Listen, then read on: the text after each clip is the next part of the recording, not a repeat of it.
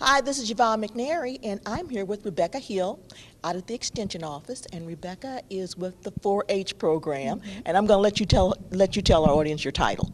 Like you said, my name is Rebecca Hill. I'm the Extension Agent for 4-H Youth Development here in Marion County. Okay. See, I always call you the director of 4-H. The 4-H. You sound important, Yes. You are important. You have so many wonderful programs going on out here for the kids. We do. Okay. We do. Tell us a little bit about the background of 4-H. Well, 4-H was created, the land grant system was created, and they had all this wonderful research that was available for through the agriculture program, and they wanted to get it to farmers. But they had kind of a hard time getting it to farmers because farmers were like, those are researchers. They don't know what they're talking about. And they found that if they could teach the kids these new agricultural practices, that they would take it home and show mom and dad that it worked, and then mom and dad would adopt it. And so 4-H, in its origin was strictly agriculture, and we still have strong agriculture roots, but we also have much more now. Yes, so you have a lot to offer here. Now, first of all, who is eligible to join 4-H? Technically, 4-H age is 9 through 18, but we do have several programs that allow 4-H clover buds to be involved. Clover buds, isn't that cute, right? And clover buds in Kentucky 4-H is ages 5 through 8. Okay, and you have programs for all those ages, Yes. age groups here Yes. at 4-H. Now, do you have to do you live in a rural area to be involved with 4-H? Absolutely not. 4-H is all across the United States and in several other countries, and we are in rural America, obviously, but also in suburbs and cities. 4-H is everywhere and for everyone. Okay. Now, unlike school, 4-H goes on year-round because kids are does. always doing something. But I know when we get back to school, the program really revs up a little bit for some of your activities. What are some of those activities? Well, year-round, during school time, we have 4-H school clubs in our 4th and 5th grade classrooms, and we're really fortunate that our teachers and our, school administrators support that, because in those monthly school club meetings, our 4th and 5th graders learn parliamentary procedure. They are electing officers, and they run those club meetings, and each month they're doing a different program that's kind of related to the 4-H program, so it kind of gives them a little taste in school of what they could be doing out of school. And unlike other organizations, 4-H is for boys and girls. It is for boys and girls, and we're open to everyone and welcome people from all walks of life. Okay, now I know in December things sort of shut down a little bit because everybody goes home for vacation, but then in January you start Right. up again, and you've got some wonderful programs coming up starting in January and going through the end of the year. We do. Currently, we are taking sign-ups for our 4-H shooting sports program, and here in Marion County, the name of the club is 4-H Sure Shots, and it is open to youth that are ages 9 through 18, and we offer 5 disciplines, which are black powder, pistol, trap, archery, and rifle. And our main focus with this club is safety, and the youth learning firearm safety and how to handle the firearms. Marksmanship is important and it's fun, because there is opportunity for competition, but our focus is always on the safety. And we are fortunate to have volunteer certified coaches that instruct the youth during their practices.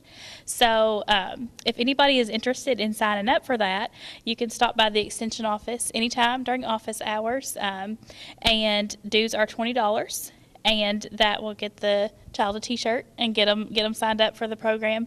And they meet the 2nd and 4th Tuesday of the month out at the Sportsman's Club at typically at 5:30. Okay, now what type of guns do you need, and do you have to own your own gun? You do not have to own your own gun if you are interested. The club actually owns a few firearms that youth can use. They're not going to be able to take them home, obviously, but they can use them there at practice and then in competition if they need to. Same thing for archery. We always say, don't go out and buy something. We want to make sure that they're interested before parents commit. And so if you want to sign up, stop by the extension office and get paperwork filled out. We're going to have orientation here at the extension office and go over all the all the rules and what to bring and things like that.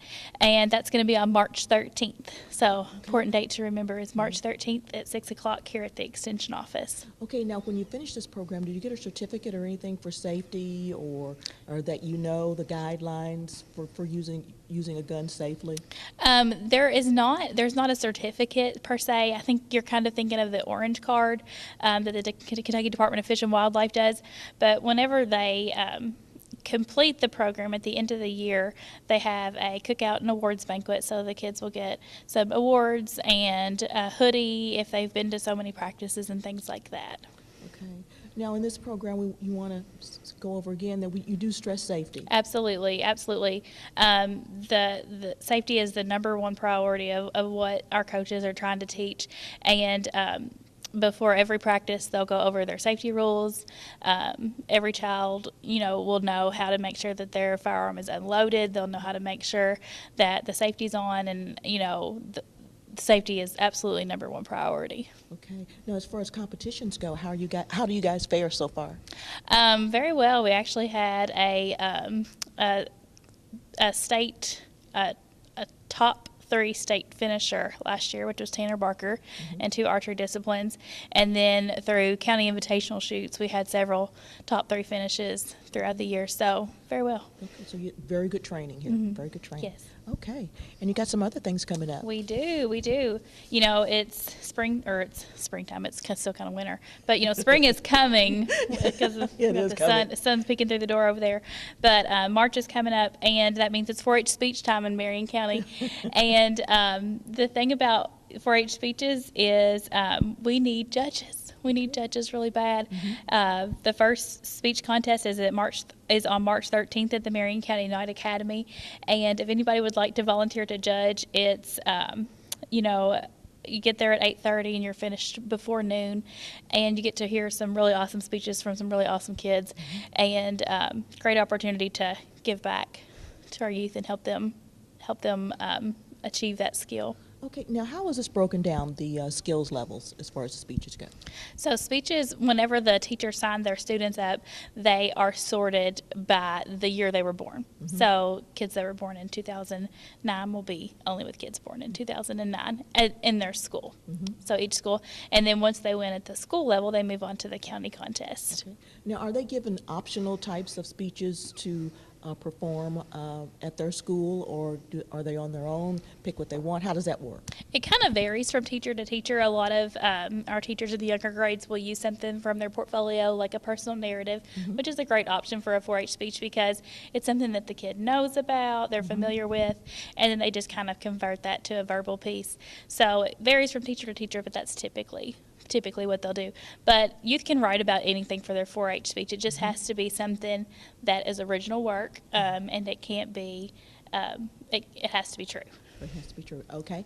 And I know this is open to the boys and girls. Yes. This is open for everyone for those wonderful speeches. It is. And, public speaking, we say this all the time, public speaking is such an important skill. It's easy to get caught up in social media and, how many characters or less. But public speaking is so important, and it's a skill that it's necessary to get a job. It's necessary, in college. So it's one that we're really proud that Marion County supports and lets us youth practice. Okay. Now, in the past, I know we've gone on from here to state, and a lot of people have been done very well as far as their speeches go. Tell us a little bit about that. They do. If they win at their school, they move on to the county contest. If they win at county, they move to the district contest. If they win at district, they go to state, which is held on campus at the University of Kentucky. Wow. And just about every year we have somebody competing at state, and often we'll have somebody place. Marion County is very well known for the quality of the speeches that are presented here. So kudos to our teachers and our parents for working hard with those students to get them prepared. Okay. And again, I know you do need judges. We do need judges. We start March 13th at the Marion County Night Academy, and we run all the way to March 29th. So if you have a free day and a few free hours, it would be very appreciated if you could volunteer to judge a 4-H speech. Do you have any idea how many people you need per day for this round of speeches? It's not a certain number per day because it varies by school size and how many students they have that year. But it's almost 100 people that we'll need from start to finish. Okay. So if you're thinking, oh, somebody else will do it, don't. right, don't we need you because it's always nice to have new faces because it's great for the kids to see people that are important to them in the community and their judging speeches because it creates value in the speech program. Fantastic. Okay, what do we got next? All right. Next, it might be wintertime still, but we are thinking hard about summer and 4-H summer camp. We are so excited to be going to the 4-H summer camp at Lake Cumberland, June 18th through the 22nd with Dare, Greene, and Wayne counties. And we will start taking sign-ups for camp on March 1st. Okay. So That's not far. That's not far. It's just a couple weeks away, and spots go so fast. We are really fortunate to have an extra cabin this year, so we have a few more spots allotted to Marion County, but they always go fast, and I hate it whenever a parent comes in and all the spots are gone. So Well, how many spots are there per cabin? there are 27 spots per cabin. So And you have how many cabins? 4. You have 4 cabins. Right. Wow. Right. So you got a lot of kids. We do, and there's 27 spots in a cabin, but that includes adult and teen leaders too. So about 21 spots for campers. So sounds like a lot, but it goes really quickly. Okay. And how much is it to sign up? It for 4-H camp, the cost this year is $225. However, we have an early bird price break of $215 if all of your paperwork is turned in by March 30th, and then we also have a price break for a second and third child in a family, if that's the case. And some things we're going to be doing at camp this year, we'll have canoeing and kayaking like always, lots of fun, high ropes and low ropes, archery and riflery. We'll have nature, crafts. We will have a STEM class, science, technology, engineering, mathematics. And, of course, we'll do Sally. Did you ever go to 4-H camp, you on? No. No? Well, that's okay. Well, maybe you should volunteer to be an adult leader. I knew you were going to say that. Well, anybody that's been to 4-H camp knows about Sally. And Sally's a little dance that the kids do every night. It's a lot of fun, no stress. You don't have to be an accomplished dancer or anything, but it's a lot of fun, and the kids love it. So we will, of course, be Sally and Down the Alley again this year. Indeed. Well, I know. What are some of the things that the kids enjoy the most? I mean, the kids that I've talked to said they love swimming. They love, yes. The pool is awesome. There is a slide there. There's a diving board, and the lifeguards are amazing. They do fun games with them, so pool is awesome. Now, they stay at camp for a week? They do. Monday through Friday, we leave the extension office Monday morning, usually around 8 a.m., and we get back to the extension office Friday around 2:30 or 3. Okay, now they have team leaders and adults there. Yes, we have teen and adult leaders, and they're fabulous. They make the camp so much fun, and we're actually looking for teen and adult leaders right now. I'm glad you mentioned that. So if anybody is interested in attending 4-H camp that is a teen or adult, you can stop by the extension office and fill out an application. Now, everybody doesn't go the same week. No, there's four camps in Kentucky for 4-H, and it's just grouped by counties and throughout the summer. Okay. All right then. And for those people out there like me who really hadn't planned on going to camp this year but would like to see a child go to camp, what about sponsorships? Do you have any of those? Absolutely. If the price is a problem for a family, give us a call. We do have some options for sponsorships. And certainly if there's a business or individual that would like to help a family, contact me as well. And I know that would be very appreciated and put to good use. Okay. Camp, I've heard a lot about camp, some of the wonderful things, riding horses and doing all kinds of things. Give us the dates for camp again. Once again, it's June 18th through the 22nd, and cost per camper is $225, and we have price breaks if you get paperwork turned in by March 30th, and price breaks for second and third kids. Fantastic. Well, that's great. Well, listen, thank you so much for talking to us today. Thank you. And letting us know all that's going on here at our Marion County 4-H camp coming up here for 2018. So like I said, I've heard nothing but good things about it. The kids love camp, and they talk about camp all year. Yes. It's coming. It's coming. It is. Yes. I'll hear them singing camp songs in November. It's funny.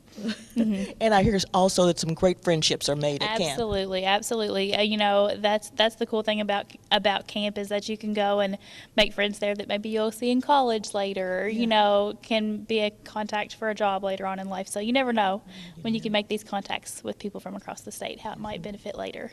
Yes, and give us a phone number how you can be contacted. You can call me at the extension office at 270-692-2421. And it's the same number for the speeches, right? Absolutely, yes. Okay. Well, listen, thank you so much. Thank you. This has been Yvonne McNary for Central Kentucky Television.